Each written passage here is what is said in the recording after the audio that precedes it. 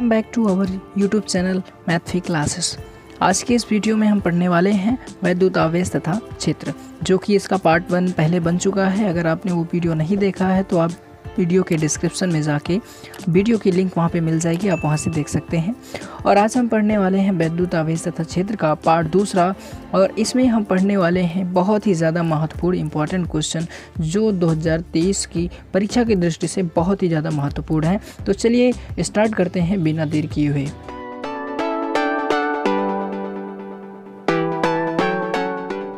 एक बहुत ही बेहतर जानकारी प्राप्त करने के लिए वीडियो के एंड तक बने रहें। चलिए स्टार्ट करते हैं। तो हमारे पास सबसे पहला क्वेश्चन है यहाँ पे कि निम्नलिखित में से कौन सा वैद्युत क्षेत्र का मात्रक नहीं है। तो आपको जानकारी के लिए मैं बता दूं कि यहाँ पे जो तीसरा ऑप्शन है वो ऑप्शन इसका रॉन्ग आंसर है। कहने का मतलब यही ऑप्शन राइट आंसर है, क्योंकि यहाँ पे नहीं पूछा गया है।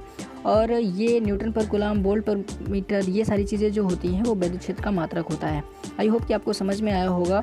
और आप देख सकते हैं कि ये कितना ज़्यादा इंपॉर्टेंट है। 19, 18, 14 और 9 इसी तरीके से रिपीटेड क्वेश्चन है। ये जो सारे मैं बता रहा हूँ आपको बहुत ही ज़्यादा इंपॉर्टेंट है। आप इसका एसएस लेकर याद कर सकते हैं। चलिए बढ़ते हैं नेक्स्ट क्वेश्चन की तरफ। अगला क्वेश्चन है हमारे पास कि एक वैद्युत क्षेत्र विक्षेपित कर सकता है हमारे पास एक्स किरणों को, न्यूट्रॉनों को, अल्फा कणों को और गामा किरणों को। और आपको यहाँ पे जो हमारा अल्फा कण है ये ऑप्शन हमारा क्या है, इसका राइट आंसर है। तो वैद्युत क्षेत्र किसको विस्थापित कर सकता है, अल्फा कणों को। चलिए आगे बढ़ते हैं, अगला क्वेश्चन देखते हैं। अगला क्वेश्चन है हमारे पास कि एक प्रोटॉन तथा इलेक्ट्रॉन एक समान वैद्युत क्षेत्र में स्थित है, तो इन पर जो विद्युत बल लगेगा वो बराबर होंगे, या फिर बलों के जो परिमाण होते हैं वो बराबर होंगे, उनके त्वरण बराबर होंगे, या उनके त्वरण के परिमाण बराबर होंगे। तो आपको यहाँ बताना है कि जो ये ऑप्शन होगा वहाँ से B option is the right answer. यहाँ पे बलों के परिणाम जो भी होते हैं वो सभी क्या होते हैं, बराबर होते हैं। कभी भी प्रोटॉन और इलेक्ट्रॉन अगर एक समान वैद्युत क्षेत्र में स्थित हैं तो उनके जो भी परिमाण होंगे वो आपस में क्या होते हैं, बराबर होते हैं। आई होप ये क्वेश्चन भी आपको क्या होगा, समझ में आ गया होगा। चलिए नेक्स्ट क्वेश्चन की ओर आगे बढ़ते हैं। अगला क्वेश्चन है हमारे पास कि यहाँ पे एक अल्फा कण 15 × 10⁴ न्यूटन पर कूलम के वैद्युत क्षेत्र में स्थित है, तो उस पर लगने वाले बल का मान क्या होगा। और फिर से यहाँ पे मैं बता दूँ कि यहाँ पे भी टिक मार्किंग की गई है पहले से ही, तो आप लोग ज़्यादा हैरान मत होइएगा क्योंकि ये बहुत समय से है और मैं फिर से इसको हटा नहीं पाया। चलिए इसका हल देखते हैं, बाकी आप तो आगे समझदारी हैं। तो एक अल्फा कण 15 × 10⁻, यानी इलेक्ट्रॉन का मान दिया है वो दिया है 15 × 10⁴। तो इसके बाद न्यूटन पर कूलम। और एक चीज़ जो आप जानते हैं कि अल्फा कण का जो कूलम मतलब जो अल्फा कण का आवेश होता है वो होता है 2 इलेक्ट्रॉन, यानी कि अल्फा कण का आवेश जो होता है आवेश वो होता है हमारे पास 2e। यानी इलेक्ट्रॉन का अगर मान रख देते हैं 2 × तो इलेक्ट्रॉन का जो आवेश होता है वो 1.6 × 10⁻90 कूलम रखने के बाद अल्फा कण का मान हमारे पास आ जाएगा। और हम जानते हैं कि जो हमारे पास ये अल्फा कण होता है, जो हमारे पास अल्फा कण होता है उसमें मान होता है हीलियम +2 आयन उपस्थित होता है। और अगर हम एक अल्फा कण का मान देखेंगे तो हमारे पास 1.6 × 10⁻90 कूलम आवेश होता है। और अगर हम इसको इस तरीके से सॉल्व करें कि अगर हमें लगने वाले बल का मान निकालना है, तो बल का मान निकालने के लिए हमारे पास हो जाएगा F बराबर 3.2 × 10⁻90 और गुणे 15 × 10⁴ न्यूटन पर कूलम। यहाँ से ये कूलम है, इस कूलम से ये कूलम कैंसिल हो जाएगा हमारे पास, और इसका हम गुणा कराएंगे 15 दूनी 30 और 15 तियाँ 45, यानी कि ये हो जाएगा 450 × 10⁻⁻15। और यहाँ पॉइंट लगा देंगे तो ये इतना हो जाएगा। अगर इसको हम थोड़ा और सरल करेंगे तो यहाँ पे हमारे पास आ जाएगा F का मान आएगा हमारे पास 4.50 × 10⁻14 न्यूटन। आई होप कि ये वीडियो आपको समझ में आया होगा। ये क्वेश्चन और इसका जो फर्स्ट ऑप्शन है ये इज़ द राइट आंसर। आप आशा करता हूँ कि आपको बहुत अच्छे से समझ में आया होगा। और अगर आप इसकी डिस्क्रिप्शन वीडियोस चाहते हैं तो वो आपको बाद में मिल जाएंगे। डोंट वरी, ज़्यादा टेंशन मत लीजिए। और अगर ये भी समझ में नहीं आया तो आप वीडियो को स्किप कर सकते हैं, रिवाइंड करके फिर से देख सकते हैं। चलिए बढ़ते हैं नेक्स्ट क्वेश्चन की तरफ। अगला क्वेश्चन है हमारे पास कि उस वैद्युत क्षेत्र की तीव्रता जो 10⁻⁻⁴ सेंटीमीटर त्रिज्या वाली जल की बूंद को जिस पर एक इलेक्ट्रॉन का आवेश है वायु में स्थिर लटका सके तो हुआ होगी कितना होगी। तो यहाँ पे जो गुरुत्वीय जी है वो उसका मान दिया गया है 10 न्यूटन पर किलोग्राम। और हमारे पास ऑप्शन यहाँ पे 4 ऑप्शन दिए गए हैं। चलिए इसको हम सॉल्व। जी बराबर हमारे पास 10 दिया गया है और त्रिज्या दी हुई है 10⁻⁻⁴ सेंटीमीटर। और हम जानते हैं कि यफ का अगर मान निकालते हैं तो 1/, और वो मतलब यहाँ से हो जाएगा यहाँ पे 10⁻⁻⁴ कुछ इस तरीके से। और यहाँ पे जो सिस्टम होता है वो उसके अकॉर्डिंग हम लोग जानते हैं कि E बराबर होता है हमारे पास m/g/e। और ये किसके अकॉर्डिंग होता है, ये सारी चीज़ें आपको मतलब कि जब लॉन्ग वीडियोस आएंगे और अच्छे वाले तो उसमें सारी चीज़ें आपको अच्छे से समझा दी जाएंगी। ये mg/e। और हो सकता है आपको ये जब बोर्ड एग्जाम में आएगा तो उसके नीचे यह संकेतांक दिया हो सकता है। आगे बढ़ते हैं और हम जानते हैं कि हमारे पास द्रव्यमान बराबर होता है आयतन गुणे घनत्व और बचे इलेक्ट्रॉन। तो ये जो चीज़ें हैं वो आपको क्या करनी है, याद रखनी है। और इसके बाद यहाँ पे अगर हम रखेंगे m का मान रखेंगे तो हमारे पास m का मान होता है 4/3 πr³ गुणे ρ गुणे q। और अपान में एक इलेक्ट्रॉन का मान हम लोग यहाँ पे रख देंगे। हम यहाँ पे रिवाइंड करते हैं सारी चीज़ों को, बहुत गोची पीछी हो गया इसमें। उसके बाद सिंपल सा जो हमने यहाँ पे किया था उसी को हम लोग हल करेंगे। हमने हल क्या किया था, यहाँ पे हमने लिखा था कि हम जानते हैं हमारे पास E बराबर होता है 4/3 गुणे पाई का मान रखेंगे 1.414 गुणते R का मान रखेंगे तो 10⁻⁻⁴ की घात हो जाएगी 3 गुणे। और यहाँ पे हम जानते हैं कि पानी का घनत्व जो होता है वो लगभग 1000 के बराबर होता है, ये आपको अच्छे से पता होना चाहिए। उसके बाद G का मान यहाँ पे 10 दिया है और इलेक्ट्रॉन का मान रखेंगे तो 1.6 × 10⁻⁻90 कूलम। यहाँ पे ये हमने रख दिया और इसको हम लोग सॉल्व करेंगे तो हमारे पास जो ऑप्शन आएगा, अगर आप अच्छे से सॉल्व करके देख सकते हैं, मैंने तो सॉल्व कर लिया था इसलिए मैं डायरेक्टली लिख देता हूँ कि हमारे पास सॉल्व करने के बाद इसका जो आंसर आएगा वो आएगा 262 × 10⁻³ आई होप आपको समझ में आया होगा किस तरीके से आया है। और इसका हम वैज्ञानिक संकेतांक से दशमलव लगाएंगे तो यहाँ पे आ जाएगा हमारे पास 2.62 × 10⁵ न्यूटन। इसका जो थर्ड ऑप्शन है ये हमारे पास इसका राइट आंसर हो जाएगा। चलिए बढ़ते हैं नेक्स्ट क्वेश्चन की तरफ। अगला क्वेश्चन है हमारे पास कि दूरी r पर स्थित 2 बिंदु आवेश +q तथा -q के बीच बल वेक्टर F है। यदि एक आवेश स्थिर हो तो दूसरा उसके चारों ओर जो त्रिज्या के एक वृत्त में चक्कर काटेगा तो उसका कार्य क्या होगा। तो आइए हम यहाँ पे इसको बहुत ही ज़्यादा डीपली से समझते हैं कि सारी चीज़ें क्या है हमारे पास। हम जानते हैं कि जो हमारे पास वैद्युत विभव होता है वो B बराबर होता है kg/r²। आपने पढ़ा था इसको। और हम जानते हैं कि जो हमारे पास अगर ये पूरे वृत्त बनाता है जो विभव होगा, अगर हर जगह समान होता है तो वो एक गॉसियन पृष्ठ बन जाता है। और जो गॉसियन पृष्ठ होता है, गॉसियन पृष्ठ किसे कहते हैं, जहाँ पे हर जगह पे विद्युत विभव का मान समान होता है। और हम लोग जानते हैं कि W बराबर हमारे पास होता है Q × ΔV। और अगर ΔV का मान हर जगह 0 है तो Q से इनसे मल्टीप्लाई करेंगे तो जो W का मान आएगा वो कितना आ जाएगा, 0 के बराबर। यानी इसका जो राइट आंसर है वो D option is the right. चलिए बढ़ते हैं नेक्स्ट क्वेश्चन की ओर।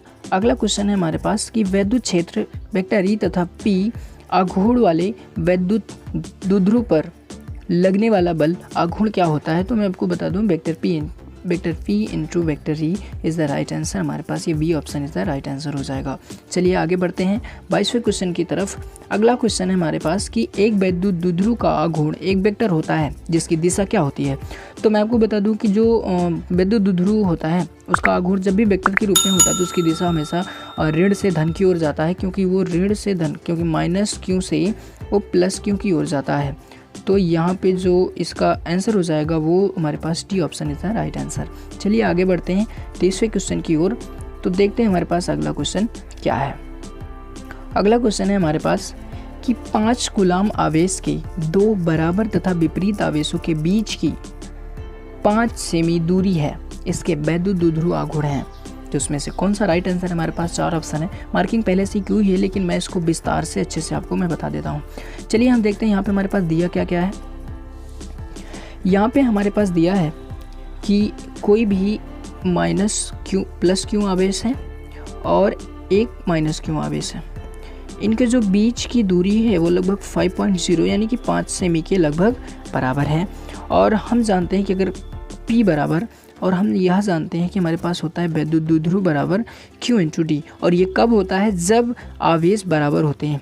यानी कि जब ये दोनों आवेश क्या होते हैं, इक्वल होते हैं, तो ये हमारे पास फार्मूला होता है। इस पे हम पुटअप करेंगे और मान को निकाल लेंगे। पहले हमें इस 5 सेमी को मीटर में बदलना है, क्योंकि हम इसमें मान देखो कूलाम और मीटर में आ रहा है, तो हमें मीटर में बदलना है। और जब हम इसको मीटर में बदलेंगे तो यहाँ पे हो लिख सकते हैं इसको कि हमारे पास 5/100 है। कहने का मतलब ये हो जाएगा 5 × 10 की घाते -2 के बराबर। अब इसी चीज़ को हम क्या करते हैं, यहाँ पे रख देते हैं। हम जानते हैं कि P बराबर Q × T होता है, तो Q का मान हमारे पास 5 कूलाम दिया गया है, यहाँ देख सकते हैं आप लोग। तो 5 × 10 की घाते हो जाएगा यहाँ पे -2, ये पहले दिया था, और इसका मान रख देंगे 5। और यहाँ पे हम निकालेंगे तो हमारे पास जो P का मान आएगा वो आएगा 25 × 10 की घाते -2 कूलाम पर मीटर।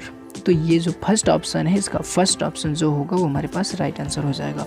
आई होप कि ये क्वेश्चन बहुत ही बेटर ढंग से आपको समझ में आया होगा, और अगर नहीं समझ में आया तो आप फिर से इसको रिवाइंड करके देख सकते हैं। चलिए आगे बढ़ते हैं नेक्स्ट क्वेश्चन की ओर। और अगला क्वेश्चन हमारे पास है विद्युत आवेश तथा क्षेत्र।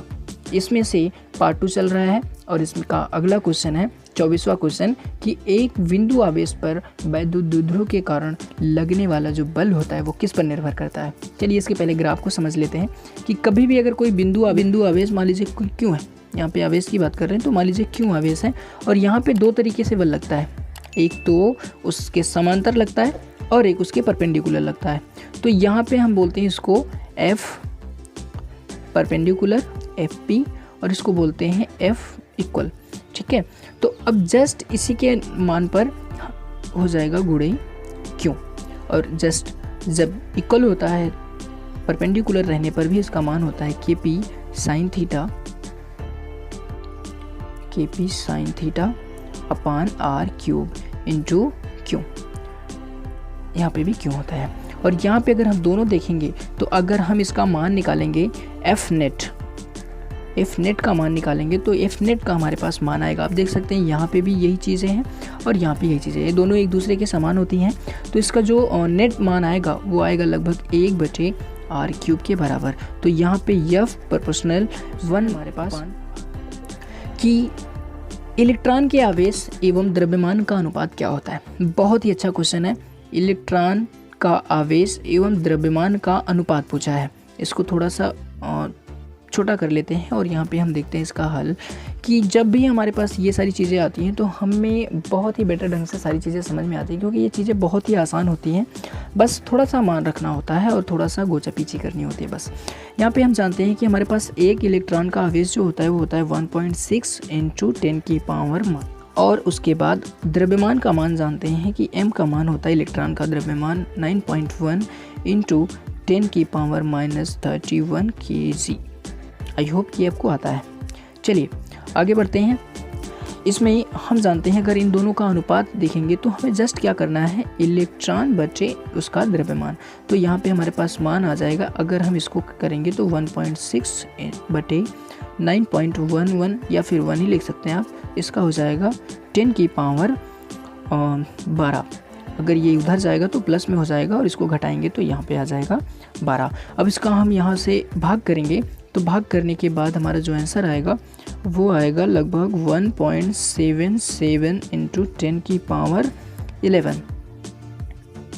11 कहाँ से आया, क्योंकि इसका 17.7 आएगा और आप कर दोगे तो डायरेक्टली यहाँ से इतना हो जाएगा और इसका मात्रक हो जाएगा कूलाम पर केजी। आई होप कि ये भी आपको समझ में आया होगा, और अगर नहीं आया तो वीडियो को रिवाइंड करके फिर से देख सकते हैं। आप खुद से भी मल्टीप्लाई करके देख सकते हैं, आंसर मैच कर रहा होगा। और जहाँ से भी यहाँ पे आंसर आया होगा इसको थोड़ा जूम कर लेते हैं और जूम करने के बाद इसका राइट आंसर देखते हैं। तो हमारे पास ऑप्शन आया था कि 1.77 × 10⁻11 कूलाम पर किलोग्राम, इसका जो होगा वो हमारे पास हो जाएगा राइट आंसर। आई होप कि आज के सारे क्वेश्चन आपको बहुत ही बेटर ढंग से समझ में आया होगा, और अगर आया है तो वीडियो को लाइक कर दें और चैनल को सब्सक्राइब कर लें। और अगर बहुत ही अच्छी जानकारी मिली हो आपको तो वीडियो को अपने दोस्तों के साथ शेयर करें और चैनल के सदस्य बनें।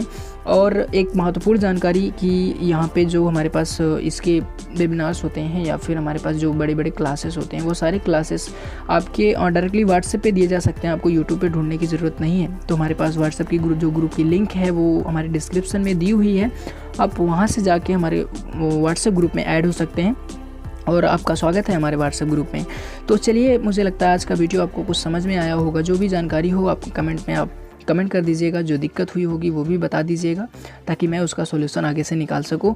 और अभी तो मैं नया हूं इसलिए बहुत सारी गलतियां भी कर देता हूं, तो हो सके तो आप मुझे सलाह भी दें।